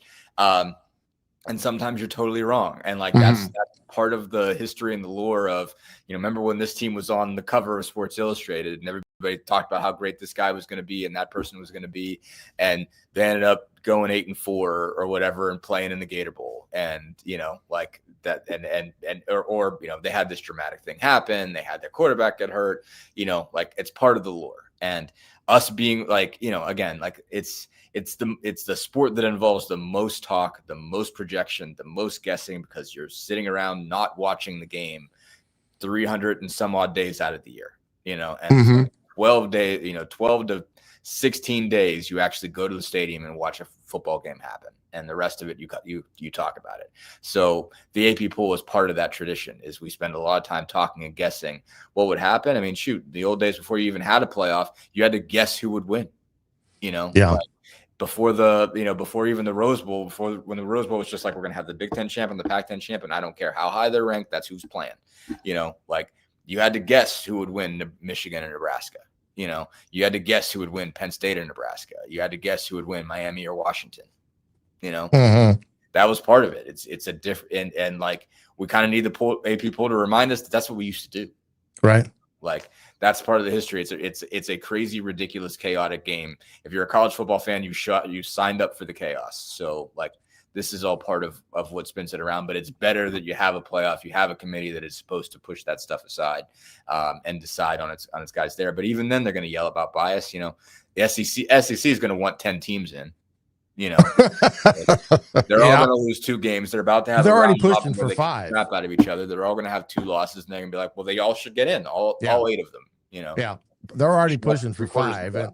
They're already pushing for 5. They've already strong-armed the committee by bringing the strength of record in, and because that's what kept Ole Miss out from last year. Because had that been in, Indiana, quote unquote, would have got booted out and they would have been inserted. What's funny now, I think Indiana's strength of record is somewhere in the top 5 now in the country. So it is kind of amusing. Hey, you got a chance to stick around for another segment? Yeah, sure. All right. Hey, we're going to step out, take another break. We'll be back with more Indiana SportsBeat Radio right after these messages. If you're looking for a new home in the Indianapolis area, you need Cheryl Sizemore from Brick and Ivy Realty. Cheryl Sizemore has over 2 decades of experience, and that could be the difference in getting the home you want in today's tough housing market. Reach out to Cheryl at CherylSizemore@gmail.com or 317-701-0838. That's 317-701-0838. Let Cheryl Sizemore sell or find your new home today.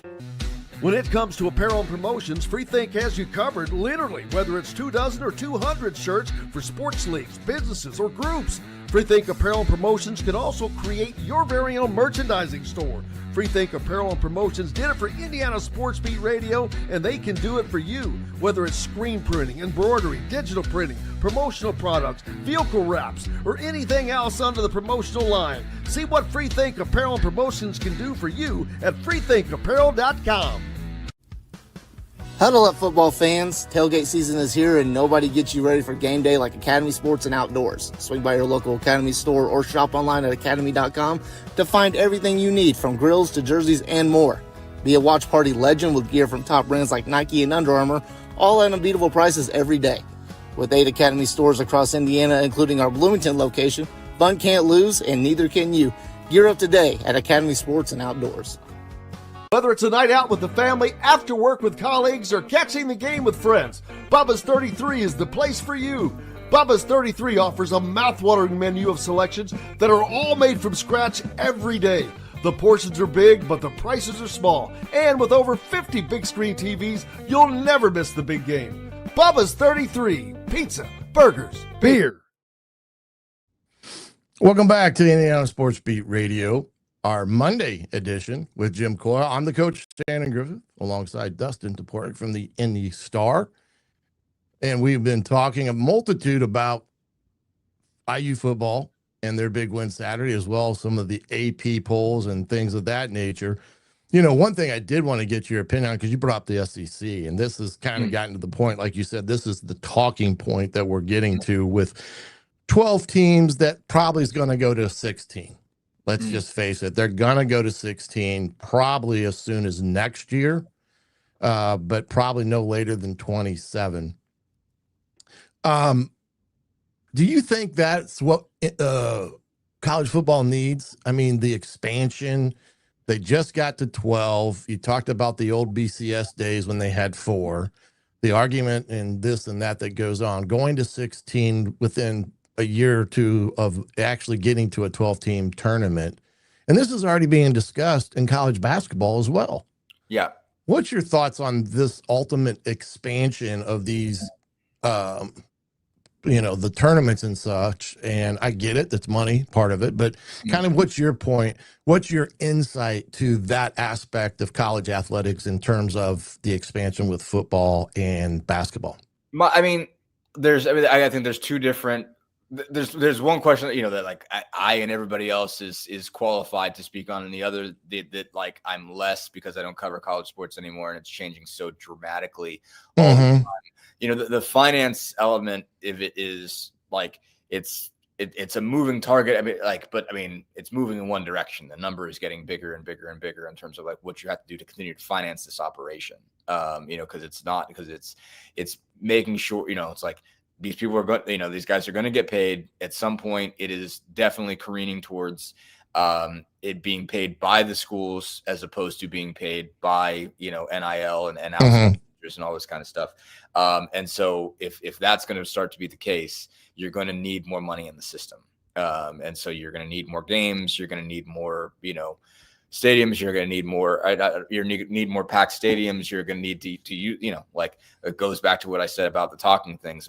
You're only using these stadiums so many days a year. Like you're going to have to find more ways of packing people into that and getting people in the seats to watch these guys. And so it is going to go that direction because the number, the cost of admission is getting bigger. Oh man, that's crazy. Yeah, it's just everything, and like.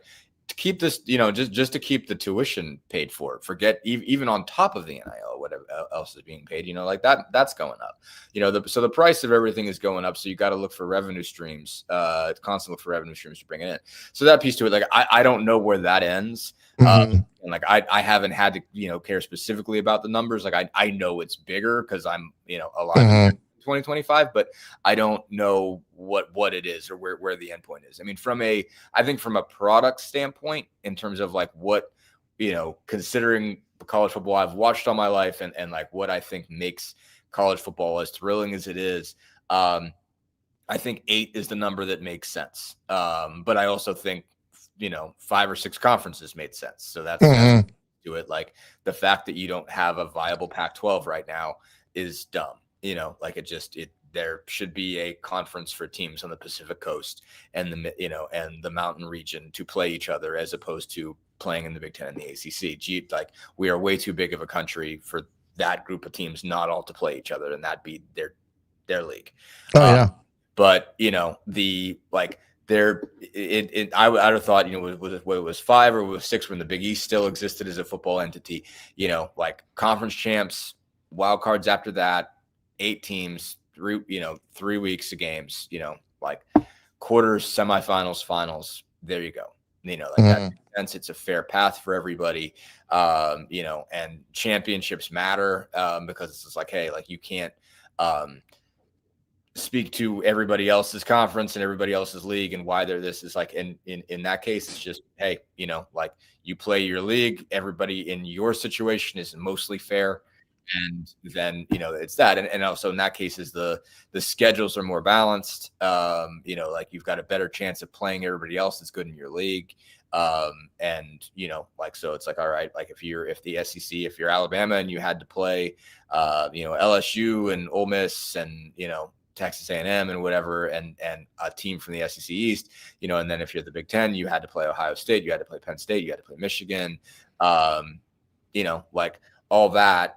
Everybody's gonna end up with a tough enough schedule, and whoever's the champions out of each of those leagues gets in, and then you could say, okay, well, there should be leeway for someone else, a couple other teams that didn't win their championship to get in, and that's it, and then you have 8 teams and they battle it out,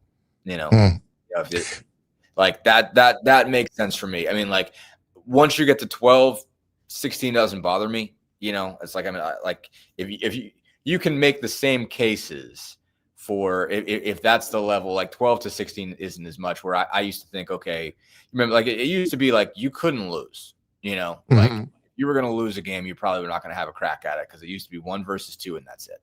Right. You could say, all right, like, there were some years where number 1, number 2 were obvious and it was like, nobody else really mattered, like it was like Texas USC the one year. You're like, okay, look, Miami, Ohio State, like there wasn't anybody that you were like, well, that team should get a crack at it. It was like, no, there are 2 teams that are good enough and that's it. Then you have years where you're like, okay, there's 3 that deserve a chance, or there's 4 that deserve a chance, or that would be a fun semifinals, and you rarely thought 5, 6, or 7, like really deserved a shot at the national title. But it's like, okay, like if you're going to have a system, like, because in that case, it was all, still just, what people thought, and it's like, if you're going to have a system, it should involve championships, it should involve actually winning your league. And so, I don't think, but it's like between 12 and 16, it's like, all right, like, did Indiana deserve it and Ole Miss didn't deserve it? I mean, like, I think they're more of a case. I do think just from a narrative standpoint, like I do think it was good to put Indiana in there and find out how good they really were, because it's so rare. It's been such a rare historical opportunity. You didn't know if it was going to happen again. So put them in there, let them experience it. Like Ole Miss will have other chances, Indiana, it's like, but all of a sudden Indiana is going to have other chances. So what do we know?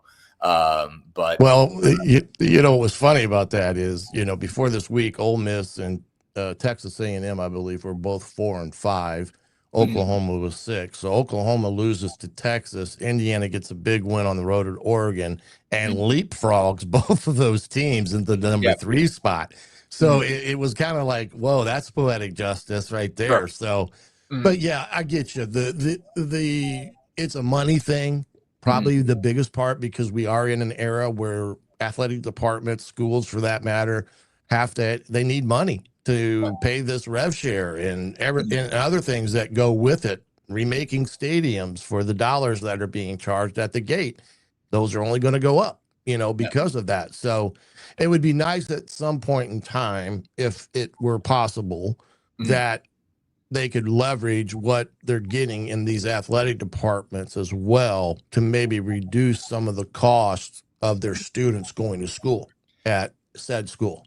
Yeah. If they got to pay the players, there's not even the opportunity to do that. Right. Like it's tough. It's just, I just wish that there was that avenue potentially there to do that.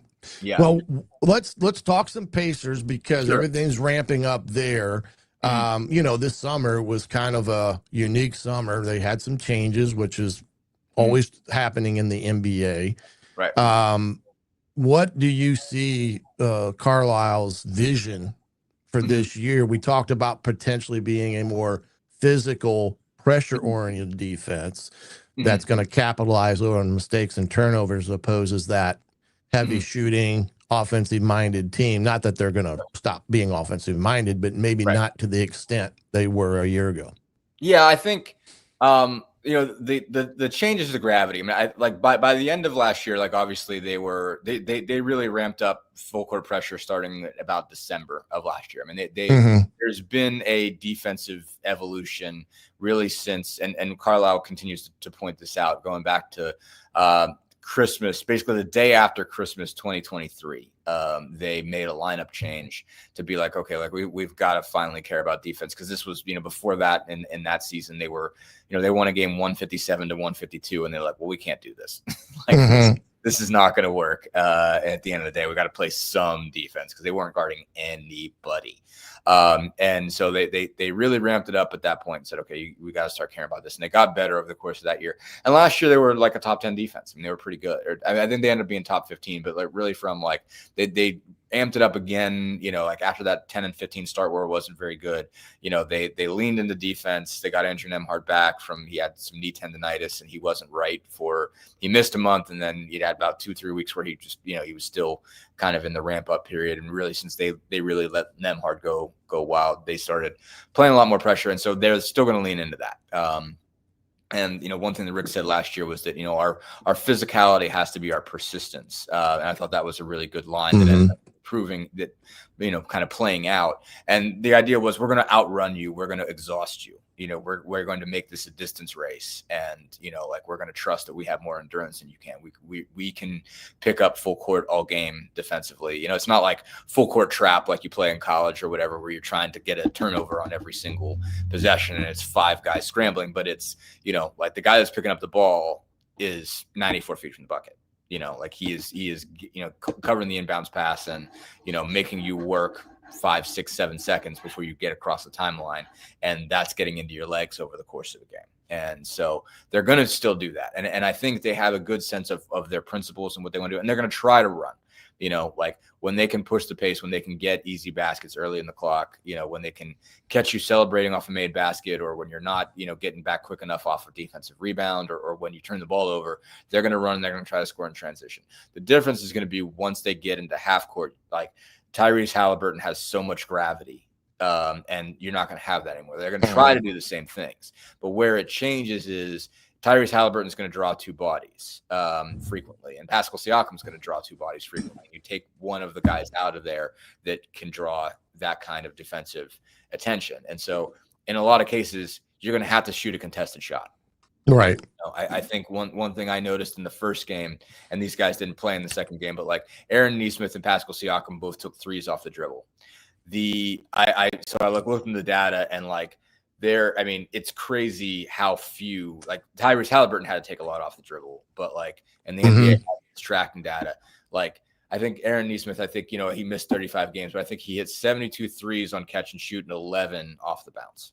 And that's how wide the gap was for just about everybody, outside of Halliburton and Benedict Mathurin were the 2 guys that had made more off the dribble than they made off a catch and shoot. So they're used to being able to just catch and shoot. The ball moves, it pops. There's 2 bodies on Halliburton, and then everybody else has got to rotate and scramble. And at some point, there's an open guy, and that's what they were very, very good at, is finding that open guy. And they're getting wide open threes. And so by the NBA's sort of tracking definition, a majority are either wide open or very wide open. Threes they were getting last year. And so they're going to have to take 3s off the bounce. Like guys that didn't have to create their own last year are going to have to create their own.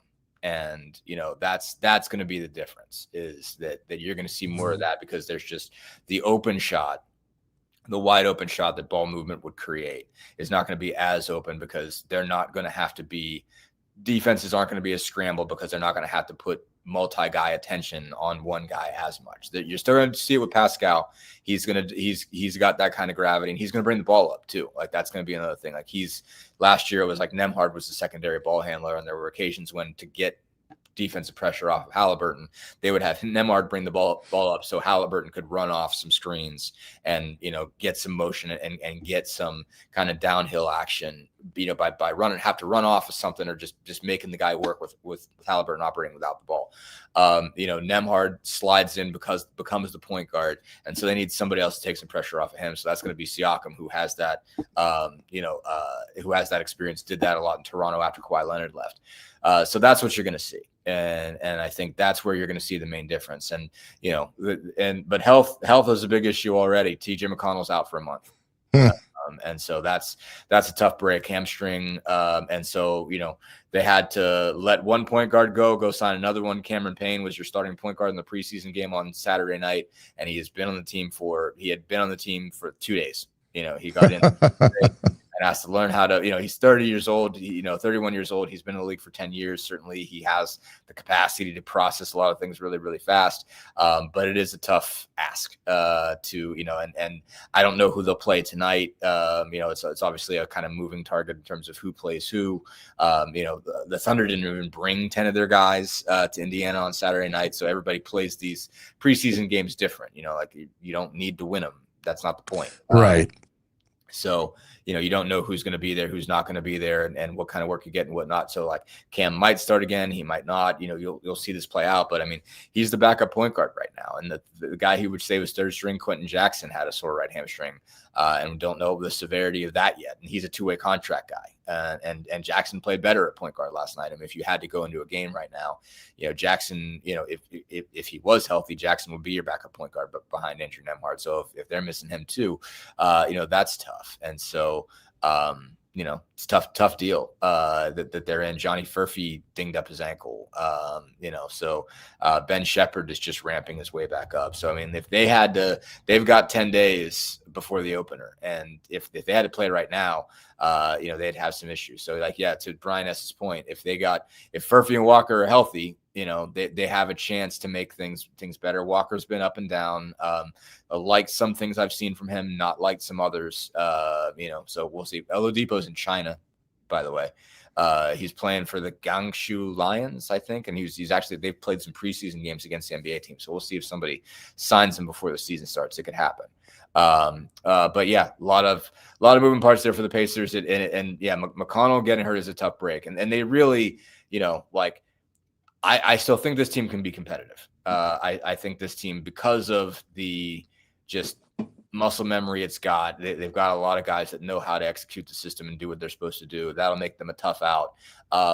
But couple injuries changes the calculus. If they lose Siakam, if they were to lose Siakam for any amount of time, they've got trouble. If they were to lose Nembhard for any amount of time, they got real trouble. But even this McConnell injury hurts. It's their early season schedule is pretty stacked. You go from, first 4 games I think are all against playoff teams. Then they play the Hawks after that. The Hawks look pretty good. They got Golden State. I think, I think the one team that should be an easy win before TJ comes back, if he were to come back exactly 1 month from the injury, would be Brooklyn. But they've got Thunder in the opener. It's Memphis, Minnesota, Dallas. You're looking at playoff caliber teams there. Come home, it's Atlanta, Golden State, Milwaukee, and it's nothing but playoff caliber teams. And so beating them without TJ is tough, because just you need that depth. That's right. That's what separates you, because you don't have your top play, one of your top players. In that case, you need to lean into depth, and TJ has made that second unit really, really good. And so you take him out of that equation, and it's tough. Like, so you're going to need Furphy and Walker to step up. You're going to need Obi Toppin to be really good. You're going to need whoever plays point guard to be really good, and to give you a chance. And so, you're going to need to at least play close in those second unit minutes, and to be able to beat teams. So it's a tough break. They're playing really well in these preseason games. They've won each of them, and they've looked right. Good, but it's preseason. You don't, and if while you're doing that, you're losing guys, then you're losing. That's the thing that, what preseason games you win don't really matter. It's coming out of it healthy that's most important. And so yeah, absolutely. Yeah. Well, hey, Dustin, I really appreciate you sticking around for a couple segments today here on the Indiana SportsBeat Radio. Again, thank you so much. Have a great rest of your week. And like I said, you're going to be full speed ahead here before too long. And 10 days, man. 10 days it gets rolling. So yeah, you better get the pencil sharpened back up, right? Definitely will. Definitely getting ready for it. All right. Thanks you so much, buddy. Dustin Dopirak from the Indianapolis Star. Appreciate him for joining us today, as giving his insight, not only to the Pacers, but as well as the Indiana Hoosiers football. Good conversation there. Hey, when we're going to step aside once again, we come back, we'll talk a little bit more Big Ten football, the scene that is the conference, and all that and more here on Indiana SportsBeat Radio with Jim Coyle right after these messages. Andy Moore Honda is Bloomington's #1 Honda dealer for a reason. Buy a new Honda and get a 3-month break from car payments. That's right, no payments for 90 days. That includes the all-new, all-electric Honda Prologue, and you get it for just 0.9% financing. Or the 2024 Honda Ridgeline Black Edition or the Honda Accord LX, both for just 1.9% financing. Get more to your door from AndyMooreHonda.com, Bloomington's #1 Honda dealer and your best place for new and used vehicles. If you're looking for a new home in the Indianapolis area, you need Cheryl Sizemore from Brick and Ivy Realty. Cheryl Sizemore has over 2 decades of experience, and that could be the difference in getting the home you want in today's tough housing market. Reach out to Cheryl at CherylSizemore@gmail.com or 317-701-0838. That's 317-701-0838. Let Cheryl Sizemore sell or find your new home today. Huddle up, football fans. Tailgate season is here, and nobody gets you ready for game day like Academy Sports and Outdoors. Swing by your local Academy store or shop online at academy.com to find everything you need, from grills to jerseys and more. Be a watch party legend with gear from top brands like Nike and Under Armour, all at unbeatable prices every day. With 8 Academy stores across Indiana, including our Bloomington location, fun can't lose, and neither can you. Gear up today at Academy Sports and Outdoors. Zach Browning here to tell you about an offer you simply can't pass up. If you're looking for the best coverage of Indiana football and basketball, which includes recruiting, weekly chats, podcasts, as well as access to the best national team out there, then look no further than thehoosier.com. The best part, it's just $1 for the first week. Oh, and did I mention that you get a full year of access to The Athletic when you sign up? You can't beat the coverage, and you can't beat the deal. So head over to thehoosier.com today and sign up for just $1. It'll be the best decision you ever made. Welcome back to Indiana SportsBeat Radio with Jim Coyle, the Monday edition. I'm the coach, Shannon Griffith, sitting in for the one and only Jim Coyle. Still 3 time zones away out there in Eugene. Positive he'll be back tomorrow. Thanks for joining me, the rookie, the bullpen guy, the right-hander out of the bullpen. Appreciate that and the questions that you guys have presented all day long. Appreciate that. If you got time and a chance, make sure you're subscribing to Indiana SportsBeat Radio's YouTube page, as well as other platforms such as Facebook, and you can follow Jim at Jim Coyle ISB. I am at Coach Griff 55, as well as at Hoosier Tailgate. And speaking of the tailgate, we will have our regular Monday night show here at 7:30 this evening, recapping this Indiana win and other things in and around the Big Ten, as it was a busy weekend around the nation when it came to college football, and some great games as well that took place. Right now, Indiana is 3-0 in the conference, as we know, 6-0 overall. Ohio State Buckeyes as well. And then we got a lot of one-loss teams in conference race. USC, Iowa, let's see here, Michigan, Minnesota, Nebraska, Northwestern, I think has got only one loss. I mean, there is UCLA. It's crazy. And Washington has looked really good this year. They looked good the other day as well in their ball game. And they are looking good under Jed Fish's second year. And that's been a job that he took over when Kalen DeBoer went to Alabama late last year. So he arrived there on Washington's campus late in the process. And really, this is his first full year of recruiting, portal, and things of that nature, having to put together a staff, rehiring a defensive coordinator since Belichick's son has gone on to North Carolina, which I'm sure he may be regretting at the particular moment, because that in itself has been a crazy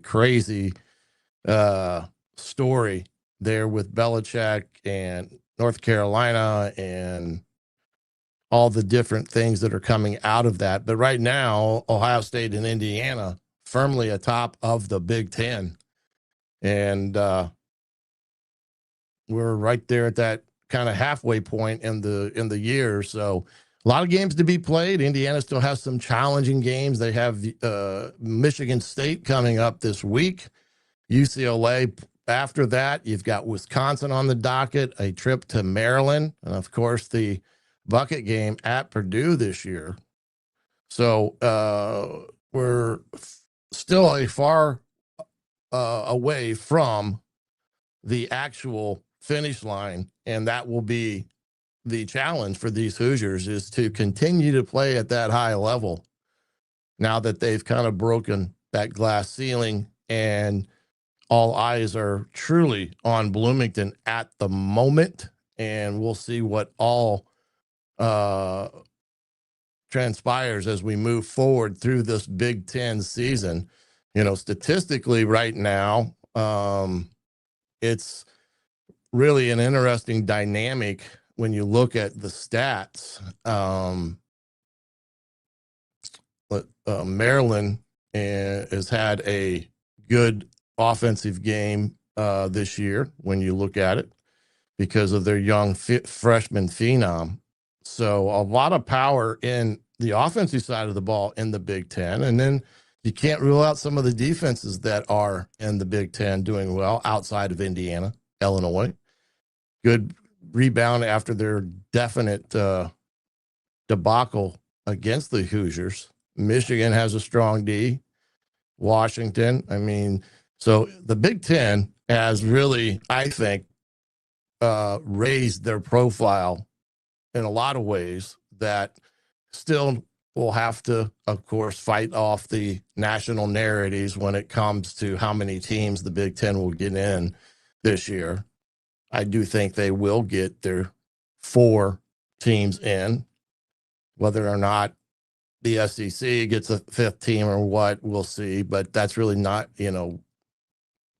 a point that needs to be discussed now because we're still a long ways from that in terms of the actual polls being released from the playoff committee, which I do think come up in, I do think it's 2 weeks. They will start releasing their first poll out, and that will be their basically, again, a 25, but you're really only concerned about the top 11 and that one group of 5 school that will get the bid into the college football playoffs. The only thing difference right now, there is really no awarding of a top slot for a potential group of 5 team that's conference champion and so forth and so on. So there will be some things that will be adjusted this year as we go on with that when we see all that. But and that's going to be a thing with it. Here's what is Jim flirting with early retirement? Rudy, good question. I'll have to ask him. I'm not quite sure what the scenario was out west, other than there's a 3-hour differential in that regard. There's always something with the technical side of things, especially for him, as you saw this past weekend when we were trying to do the pregame show, and he really couldn't find a great spot to transmit from. And then the postgame show was better because he was out inside the stadium and such. So we may be adjusting some things on that end for the postgame show predominantly. So stay tuned for those potential changes. I do want to play Coach Signetti's presser after the game there in Eugene. Proud of the team, proud of the coaches. Feel really great for our fans and supporters. The number one largest alumni base in America with over 800,000. And it's a great road win. It is shared a moment with a couple more outside walk off the field. I know this means a lot to everybody in the locker room, but the JMU players that followed you here, you've had this journey with them. He was one of your first commits. What's this like to have this moment? Well, you got like guys like Kamara and Fischer and others that were at JMU, and a lot of the staff that's been together all along, Elon, and they can relate to this game because, like, you talk about great wins on the road, and I've had 3 or 4 of them at my prior places. I'm talking like of this magnitude at a relative level. I mean, you go play App State, first year in the Sun Belt, they've just beat A&M, and early in the year, and you're down 28-3 in the second quarter, and you talk about being resilient and having an indomitable will that can't be subdued or defeated. Same thing at Elon, second year. You go play JMU, number 1 in the country.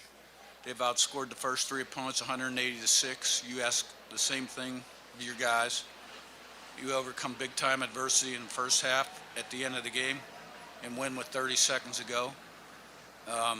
This one, Really proud of the guys.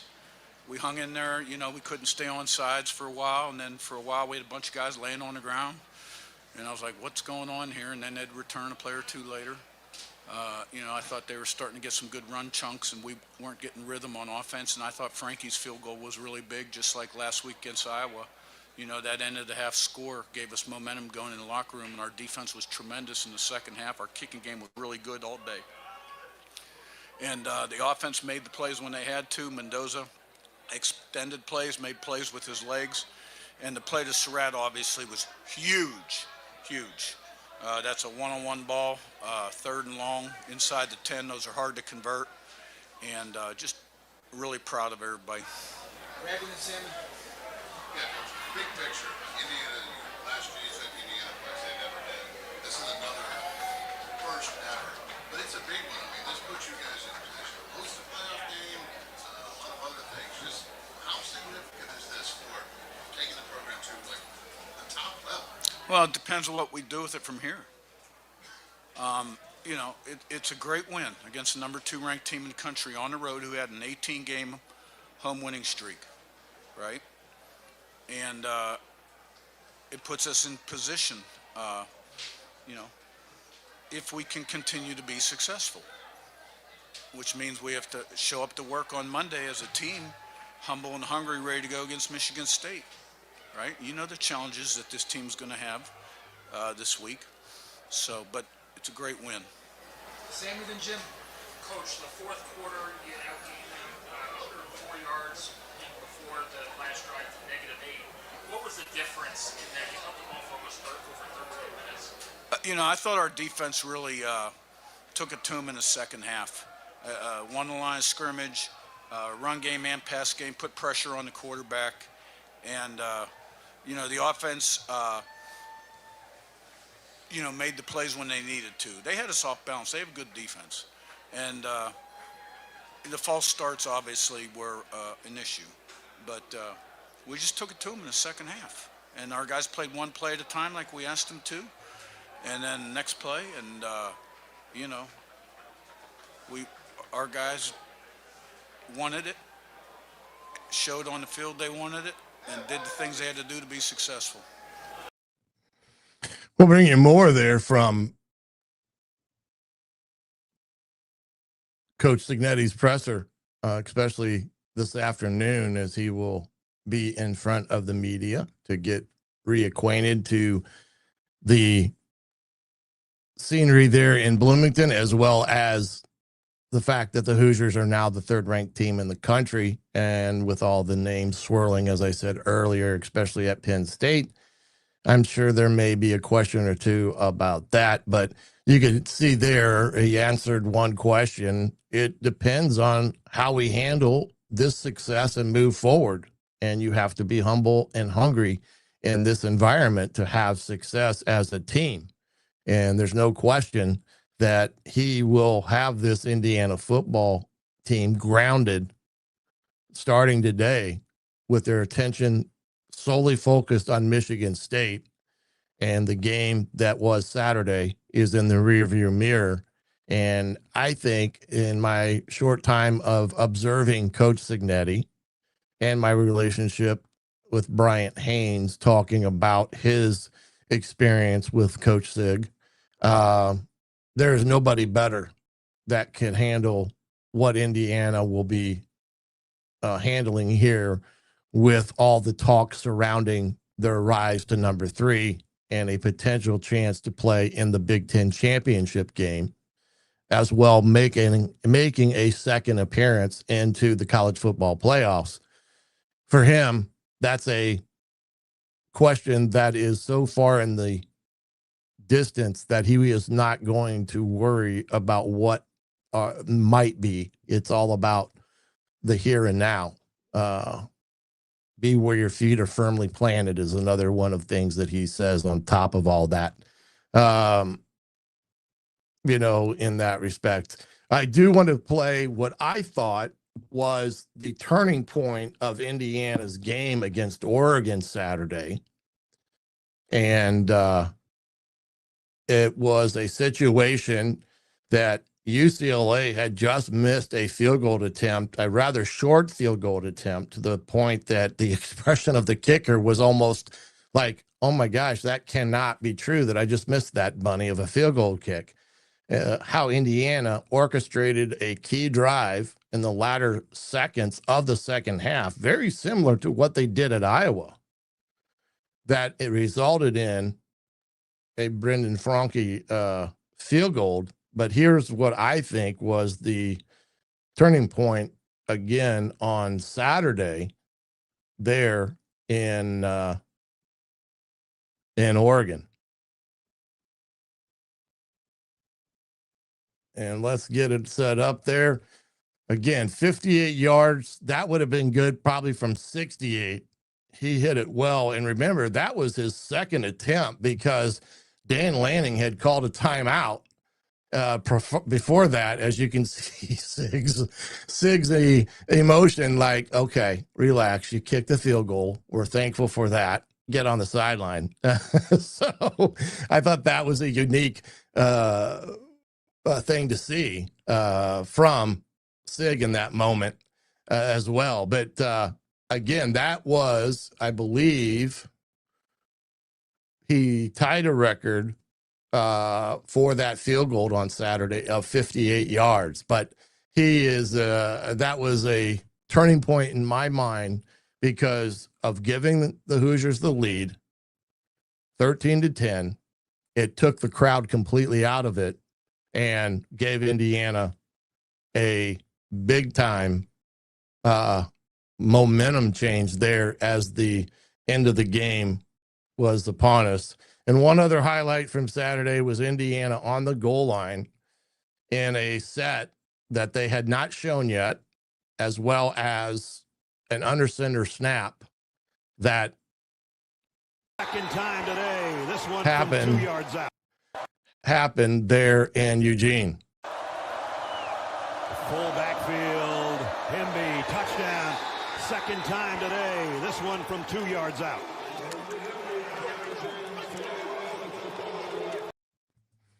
As you can see there, Roman Hemby get his second touchdown. And if you did not see his first one, he literally ran over the Thiemann kid from West Lafayette, or from Westfield High School, and transferred from Purdue to Oregon last year. But he was big in that ball game. Roman Hemby has been a great find for Indiana and all of that. But that was some of the sights and sounds of Saturday's win for the Indiana Hoosiers, 30-20 over the number 3 ranked at the time Oregon Ducks.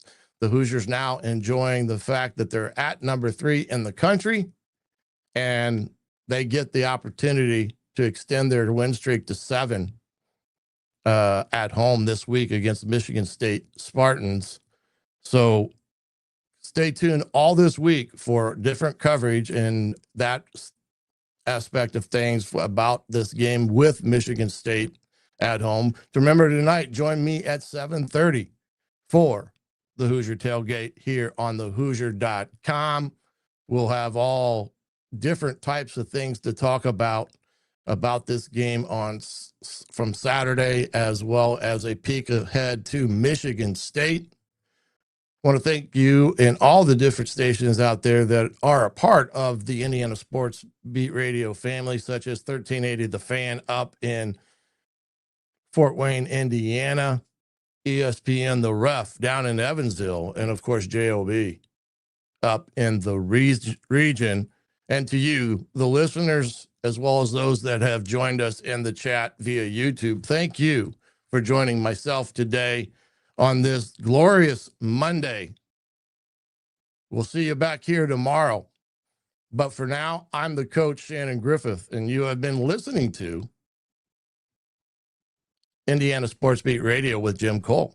We will see you tomorrow. Thanks for listening to Indiana Sports Beat Radio.